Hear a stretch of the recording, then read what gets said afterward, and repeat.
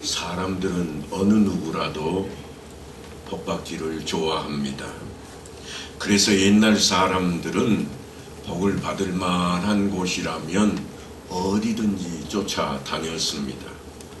산에도 찾아가고 단골레도 찾아가고 절에도 찾아갔습니다.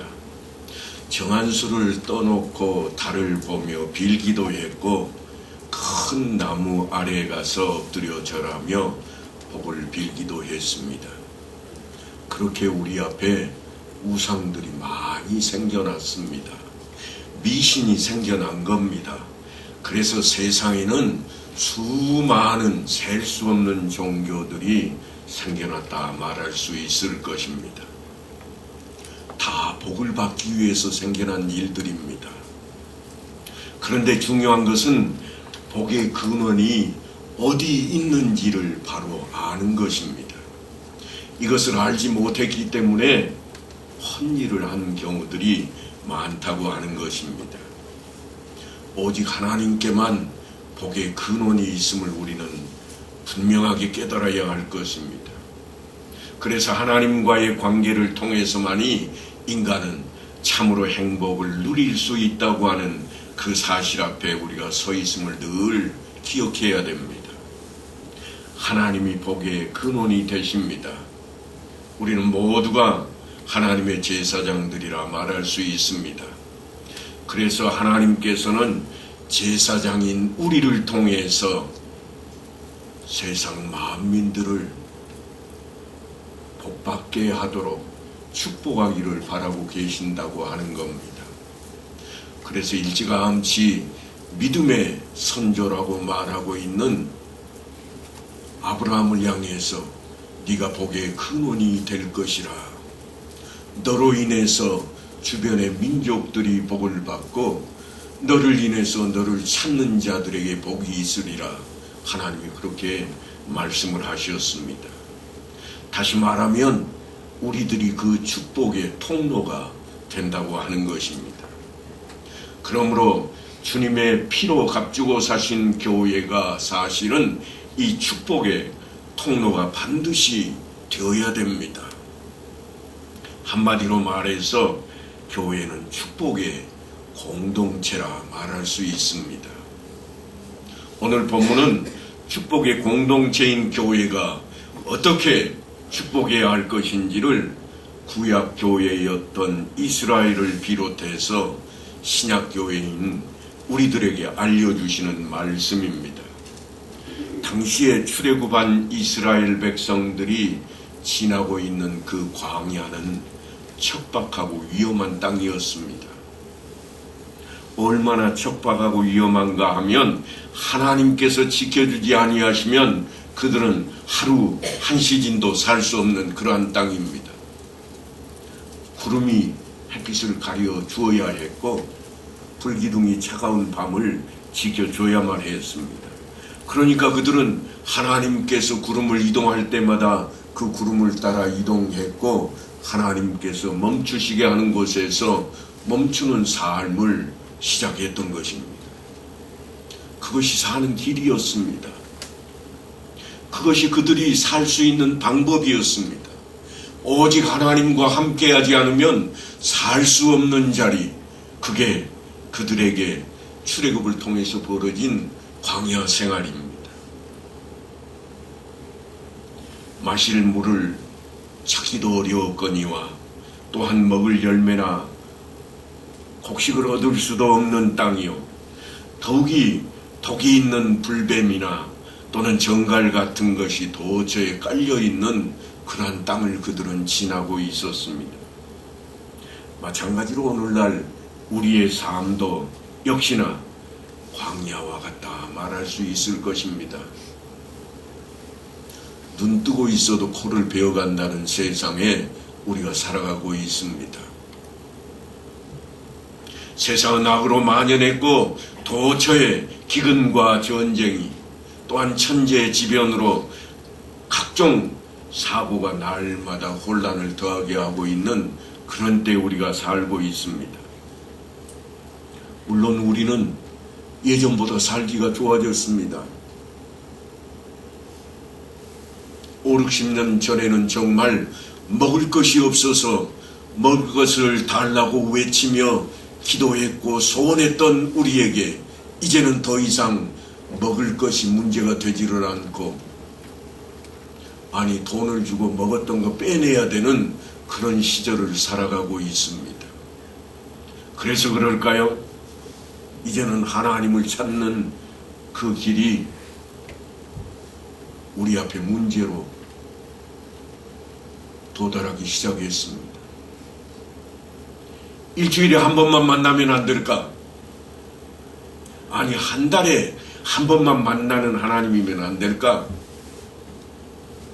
우리 마음 속에, 우리의 생활 속에 내 바쁜 현실이, 내가 지켜야 할 체면이, 내가 가지고 있는 자리가 우리의 발목을 부여잡고 당겨내기 시작했습니다.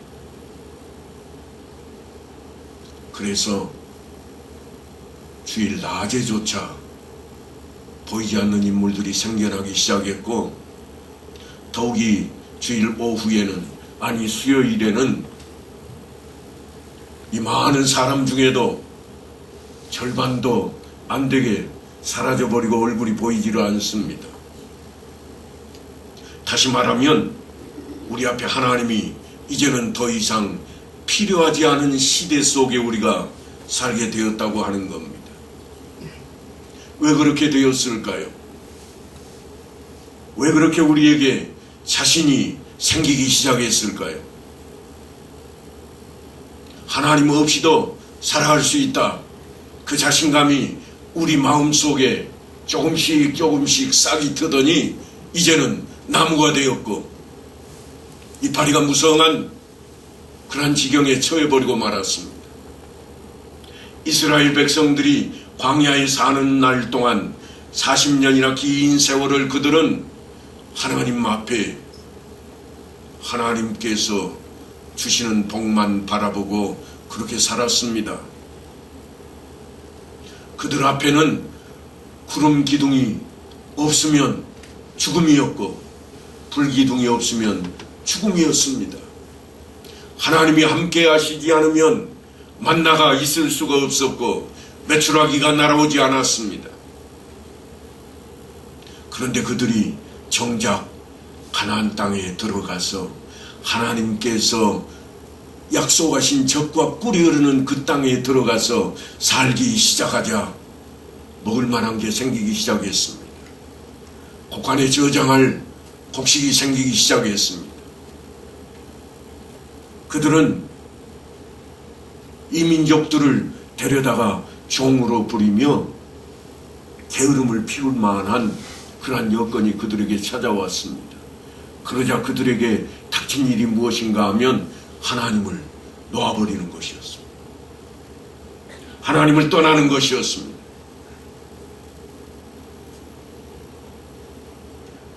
과연 우리의 삶은 어떠한가요? 5, 60년 전에는 그저 먹을 수만 있으면 살겠다 싶어 하나님 앞에 새벽에도 나와 엎드리고 낮에도 나와 엎드리고 저녁 때에도 나와서 엎드려 하나님 제발 우리 가정에 먹을 양식이 떨어지지 않게 해 주옵소서. 이사야에게 허락했던 그 복을 우리에게도 주시고 우리 자손들에게 복으로 내려 주옵소서. 그런데 지금 우리는 굶어 죽는 사람이 우리 주변에 보이지 않는 놀라운 역사 가운데 있습니다. 그러자 우리에게 벌어진 일입니다. 더 이상 하나님을 찾는 일이 우리의 첫 번째 우선순위가 되질 않았습니다. 바쁜 일을 먼저 해야 되겠고 내 자리를 먼저 지켜야 되겠고 내 체면이 훨씬 더 중요해졌습니다. 내 자존심이 훨씬 내 앞에 중요한 일로 다가오기 시작했습니다.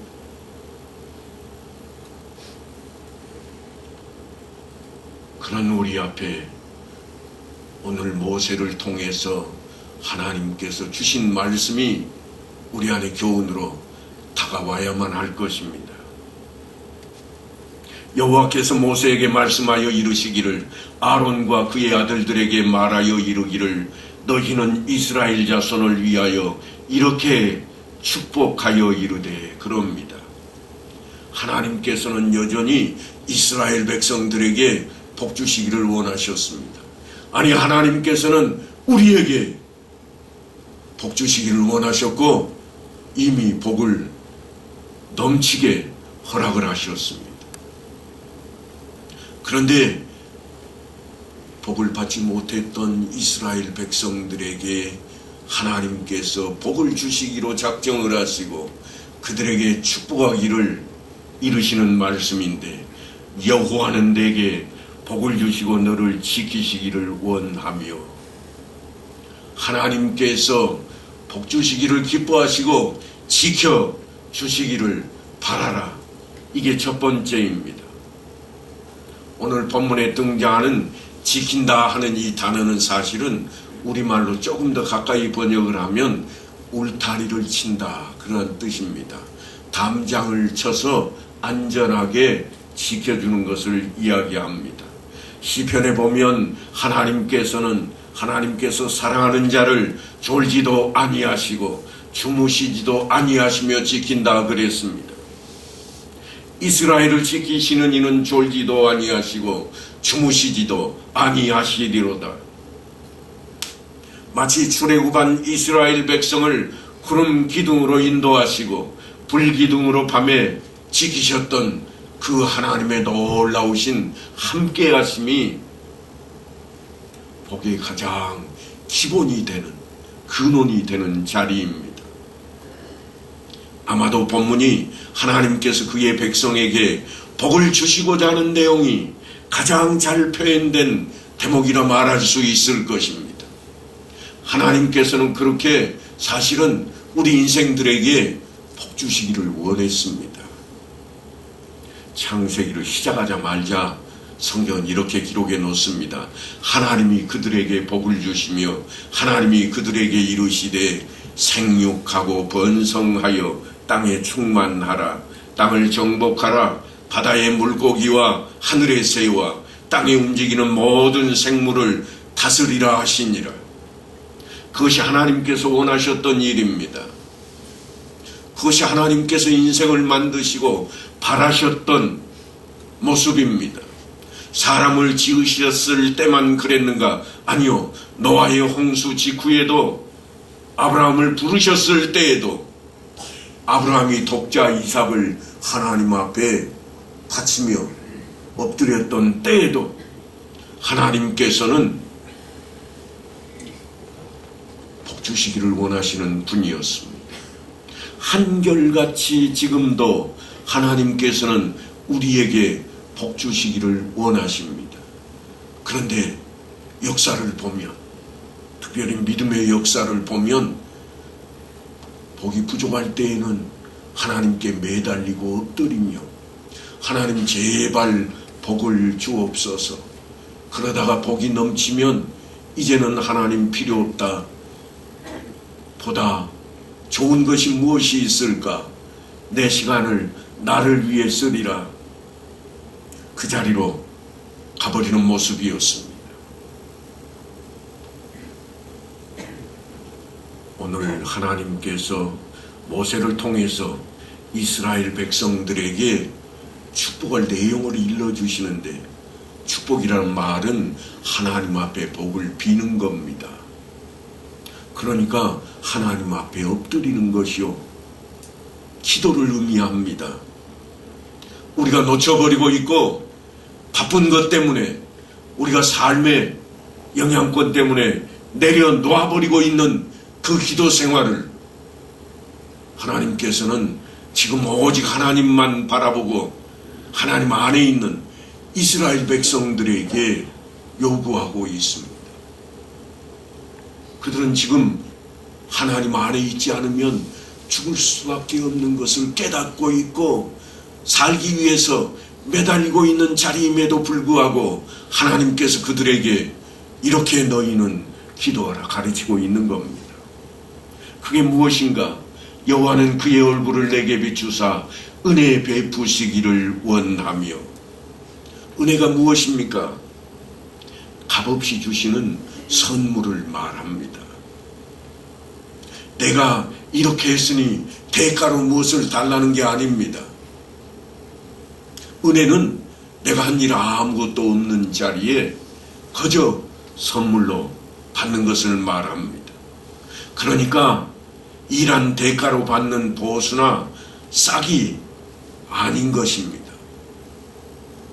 그래서 사도 바울은 은혜가 아닌 대가로 받는 보수에 대해서 이렇게 설명을 합니다. 일하는 자에게는 그 싹이 은혜로 여겨지지 아니하고 보수로 여겨지거니와. 여러분이 지금 신앙생활하는 것이 은혜입니까? 아니면 보수입니까? 보수면 여러분이 한 일 때문에 마땅히 받아야 할 대가입니다. 그러나 우리가 지금 하나님 앞에 엎드리고 나오는 이 자리, 신앙의 자리는 결코 우리가 일한 대가가 아닌 하나님의 은혜라는 사실을 놓쳐버리면 안 됩니다. 은혜입니다. 하나님께서 거저 주시는 은혜입니다. 내가 이렇게 이 정도 했으니 받는 것이 결코 아닙니다. 하나님께서 죽을 수밖에 없는 이 인생, 나를 위해 독자 예수 그리스도를 이 땅에 보내시고 이미 2000년 전에 십자가에 못 박혀 죽으심으로 대속제물이 되게 하셨습니다. 아직 이 땅에 생명도 없는 나를 위해 그분은 그렇게 죄값을 대신 짊어지셨습니다. 그 은혜가 오늘 우리를 있게 한 신앙이요, 믿음의 자리입니다. 그러니까 이 자리는 결코 대가로 나온 자리가 아닙니다. 무엇인가를 했기 때문에 복을 누리기 위해서 나온 자리가 결코 아닙니다. 내가 무엇을 해서 하나님께 복을 받았노라 외칠 수 있는 자리가 결코 아닙니다. 우리는 하나님 앞에 엎드릴 수밖에 없고 감사드릴 수밖에 없는 그런 자리에 나와 있습니다. 하나님과 우리 사이는 결코 고용주와 고용인의 자리가 아닙니다. 내가 하나님 백성이니 이렇게 해주셔야 되지 않습니까? 그거는 고용주한테 고용인이 따지는 자리입니다. 근로 계약에 따라 우리는 채용된 그런 근로자가 아니올시다. 하나님과 우리는 은혜의 관계입니다. 감히 고개조차 제대로 들 수 없는 그 하나님 앞에 완악하고 패역했던 존재인 우리 인생이 나와 엎드리는 자리입니다. 그런데 하나님께서는 그런 우리에게 얼굴을 비추시고 은혜를 베푸시는 분이라.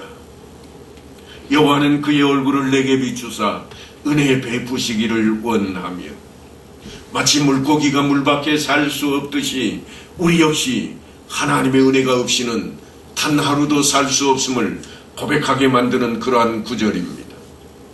그래서 우리는 이렇게 찬양을 합니다. 우리가 종종 부르는 찬송가 368장을 보면 주 예수여 은혜를 내려주사 곧 충만케 하옵소서. 이 주리고 목마른 나의 마음에 주 성령을 부으소서. 주 예수여 충만한 은혜 내 영혼에 부으소서. 주 예수만 나의 힘되고 내 만족함 됩니다. 여러분, 우리는 찬송만 그렇게 부를 것이 아니라 그렇게 하나님 은혜에 사모하며 다가가야만 합니다. 그 은혜가 여러분 마음속에 넘치시기를 원합니다. 그 복은 또한 평강을 주시는 것이었습니다. 여호와는 그 얼굴을 내게로 향하여 드사 평강 주시기를 원하노라.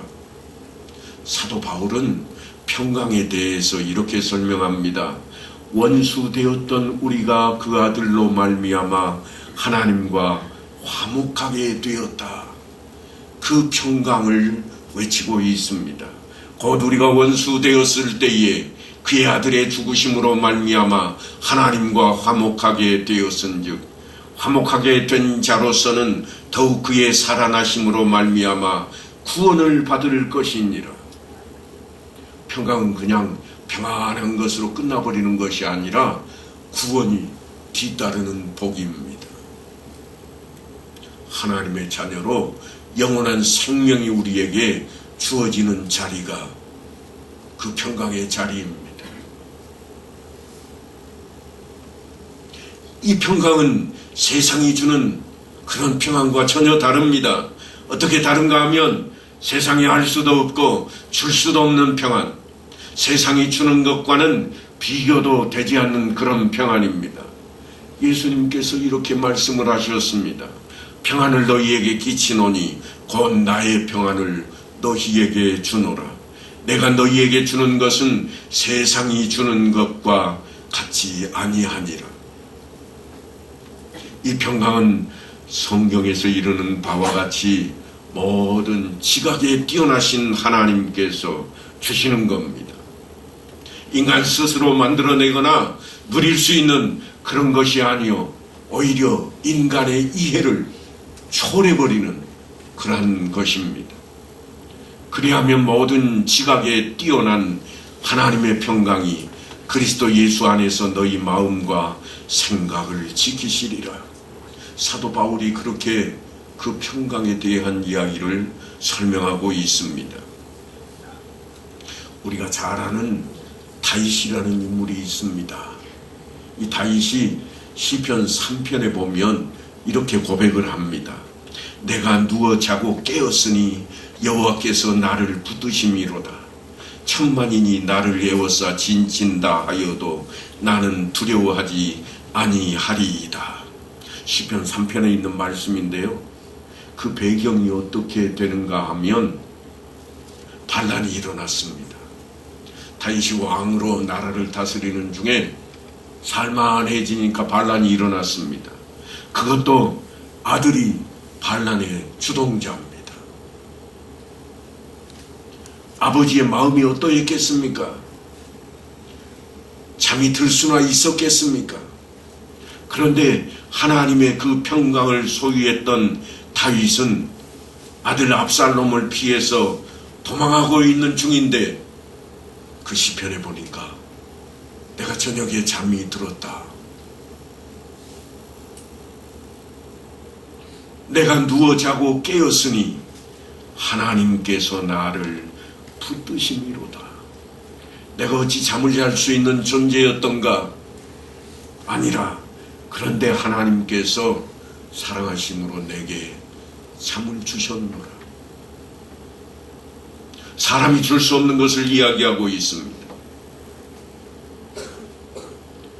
아들이 모반을 했고 살기 위해서 도망치고 있던 다윗이 밤에 단잠을 이루었다는 고백은 놀라지 않을 수 없는 내용입니다.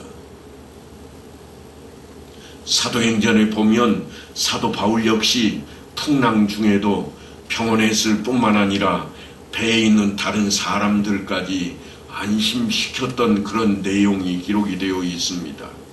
여러 날 동안 해도 별도 보이지 아니하고 큰 풍랑이 그대로 있음에 구원의 여망마저 없어졌더라. 여러 사람이 오래 먹지 못하였음에 바울이 가운데 서서 말하되 여러분이여 내 말을 듣고 그에 대해서 떠나지 아니하여 이 타격과 손상을 면하였더라면 좋을 뻔하였느니라. 내가 너희를 구원하노니 이제는 안심하라. 너희 중 아무도 생명에는 아무런 손상이 없겠고 오직 배뿐이리라. 태풍을 만났습니다. 바다 한가운데에서. 물론 사도 바울이 그 배가 출항하기 전에 제발 이번에는 늦춰서 가자 이야기를 했습니다. 하지만 아무도 사도 바울 이야기를 들으려 하지 않았습니다. 날씨는 좋았고 바람이 잘 불어서 그때까지만 해도 바람으로 인해서 가는 배를 타고 있었으니까 바람을 맞아서 배가 쏜살같이 나아가는 그러한 중이었는데 느닷없이 풍랑이 왔습니다. 태풍을 만난 겁니다. 난리가 났습니다. 아우성입니다. 죽을 지경입니다. 배가 흔들리고 요동을 치자 사람들이 먹을 수조차 없습니다. 허기지고 배가 고픈데도 먹을 여력이 없습니다. 우선은 살아야 했으니까. 그런데 그들을 사도 바울이 안심시키고 있습니다. 안심해라. 너희 중에 죽을 자가 없다.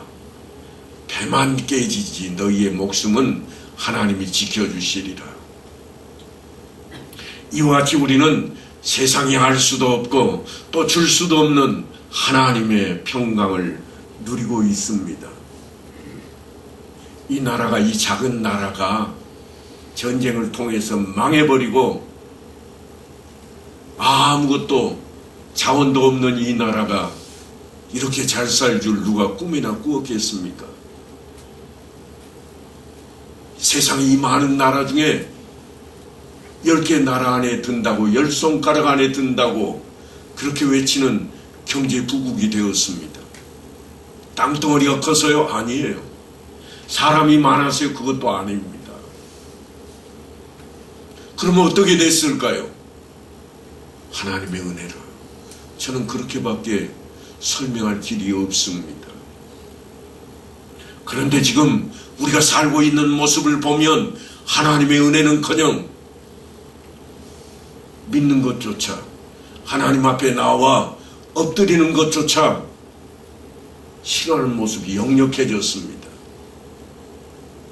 목사님, 오늘 우리 아들 내온대요. 그러니까 예배는 쉬어야 되겠습니다. 목사님, 오늘 시장에 나가야 돼요. 왜냐하면 오늘 나가야 돈이 되니까.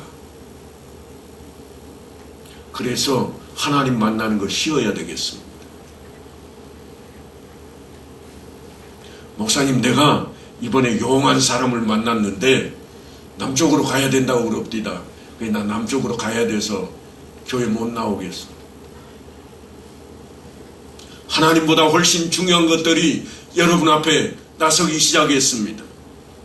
하나님보다 훨씬 중요한 것이 여러분의 삶을 주장하기 시작했습니다. 생명보다 더 귀한 것이 없다고 우리는 외치고 있지만 내가 죽을 지경이 되기 전까지는 하나님을 찾고자 하지 않습니다.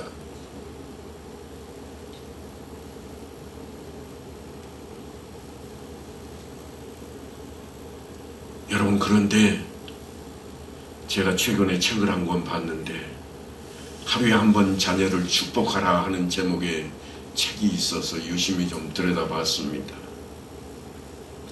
거기에 아주 인상 깊은 내용이 있었는데 자녀를 위한 가장 확실한 투자는 바로 하루에 한 번 자녀를 축복하는 것이다 그랬습니다. 자녀를 위해 기도하는 것이 가장 큰 것이라, 가장 확실한 투자라, 그렇게 설명을 하고 있었습니다. 돈이 없어도 그렇게만 되면 자녀를 잘 키울 수 있고 틀림없이 하나님과 부모 앞에 복받는 사람으로 자라게 될 것이라. 지난해 우리나라 공교육비가 33조 5천억이나 되었답니다. 사교육비는 또 우리나라 유명하잖아요. 사교육비는 얼마나 되었을까요? 무려 29조 원이 넘는답니다. 그런데 자녀를 위해서 투자하면 투자한 만큼 성공할 수 있을 것이라는 그 생각 때문에 우리가 열심히 벌여들여서 사용하고 있는 재원들입니다. 최선을 다해서 자식들에게 원망 듣지 않으려고 우리는 정말 땀 흘려 열심을 다합니다만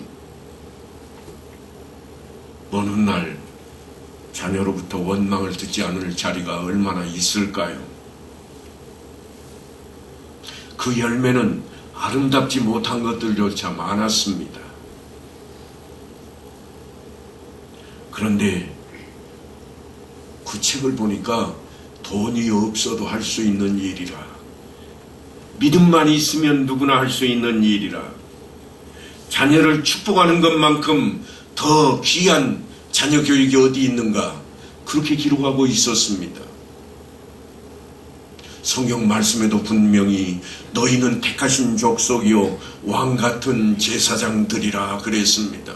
특별히 부모는 가정의 제사장과도 같은 위치입니다.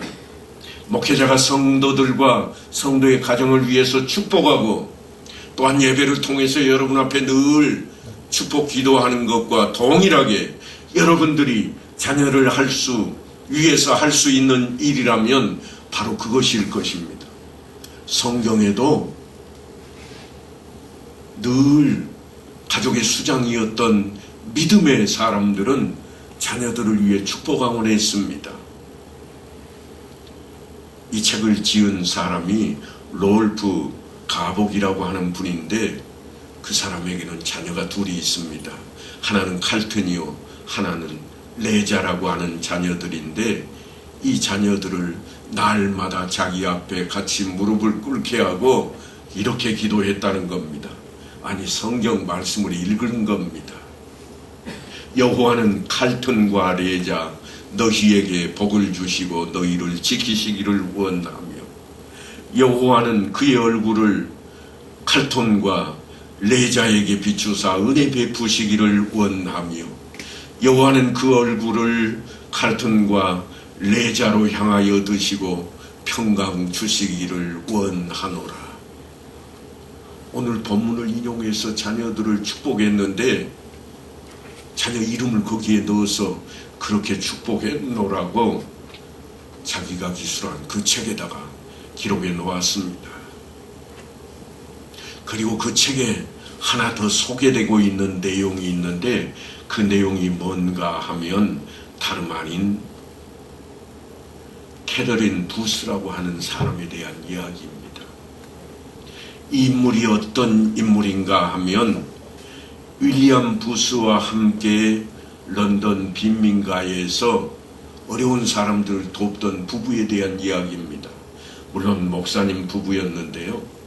성탄절마다 거리에서 종을 흔들면서 냄비를 하나 가져다 놓고 어려운 사람 도웁시다. 그래서 모아진 헌금으로 그걸로 어려운 사람들을 도왔던 인물들입니다. 우리가 잘 알고 있는 구세군의 시작점입니다. 그들이 누구의 영향을 받았는가?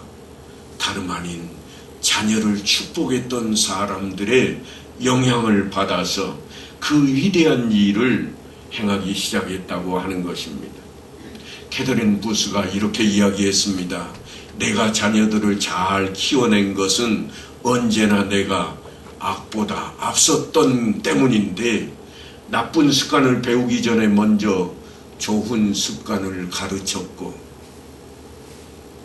사탄이 나쁜 생각을 그 머릿속에 집어넣기 전에 내가 하나님의 지혜를, 말씀을 그의 머리에 넣어 주었으며, 사탄이 거짓과 위선과 악으로 가르치기 전에 내가 먼저 하나님의 말씀으로 그들을 인도했기 때문이라.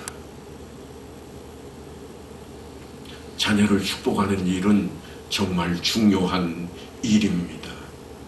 그것이 무엇인가? 하나님의 마음입니다.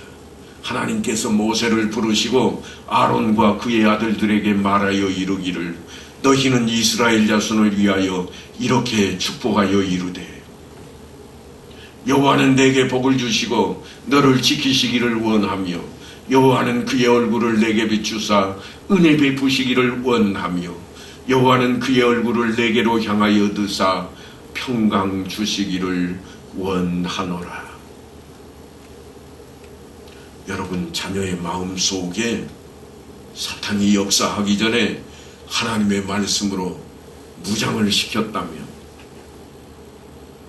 아니 지금 이 자리에 앉아 있는 나 자신에게 세상 것이 끼어들기 전에 하나님의 말씀으로 나에게 먼저 교훈을 삼았다면,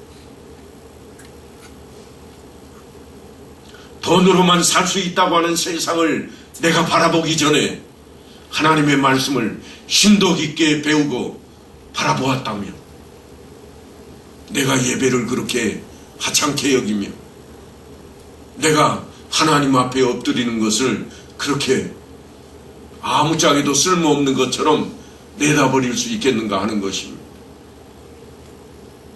사랑하는 성도 여러분, 우리에게 주일 하루만 중요한 게 아닙니다. 날마다의 삶이 하나님 안에서 우리에게 주어진 것입니다. 이스라엘 백성들에게 하나님은 그것을 가르치기 위해서 40년 동안이나 광야에다가 날마다 그냥 거기에 머물게 하셨습니다. 낮에는 구름 기둥을 인하여 하늘을 쳐다보게 만들었고 밤에는 불기둥을 위하여 그들이 하나님을 찾게 만들었습니다. 오직 하나님, 아침에도 하나님, 낮에도 하나님, 밤에도 하나님, 하나님만이 나의 살 길입니다. 그런데 여러분, 우리는 지금 어떠합니까? 이제 먹을만하고 살만해졌습니까? 이제는 하나님이 필요 없다. 내가 스스로 살 수 있노라. 아니, 하나님을 위해 쓰는 것은 아깝다. 다른 사람들을 위해 쓰는 것 너무 아깝지 않은가? 내가 고생해서 이만큼 벌었는데. 하나님의 은혜는 사라지고 내 공로가 그 자리를 차지해 버렸습니다. 내가 땀 흘려 열심히 일을 했기에 이만큼 나왔지. 내가 아니었으면 어찌 이게 있을 수 있겠는가? 그러니 내 이웃을 위해서는 어려운 사람들 쳐다볼 필요가 있느냐? 그들 알아서 하겠지. 하나님 바라보기를 이제는 돈보다 세상의 어떤 자리보다 권력보다 못한 것으로 삼기 시작했습니다. 아니, 명예보다 내 자존심보다 더 못한 것으로 여기기 시작했습니다. 우리가 자녀들에게 지금 그렇게 가르치고 있습니다. 우리의 자녀들이 지금 우리보다도 더 한 발 앞서서 그쪽을 향해 가고 있습니다. 왜 그런가? 우리가 자녀를 위해 축복하지 않기 때문입니다. 우리가 자녀를 하나님 앞에 맡기지 않기 때문입니다. 우리가 자녀를 위해 기도하지 않기 때문입니다. 우리가 예배를 아무것도 아닌 것으로 여기기 시작했기 때문입니다. 아니, 일주일에 한 번 이 자리에 나온 것만 해도 감지덕지라고 생각하고 있기 때문입니다. 이번 주도 끝났다. 예배 드렸다. 이번 주도 다 끝났다. 목사님이 하는 말씀 들었다. 그것이 우리를 지금 망하게 만들어가고 있습니다. 깨어나야 됩니다. 우리 자녀를 축복하기는 고사하고 자기를 위해 하나님 앞에 엎드려야 될 때가 지금 이 순간입니다.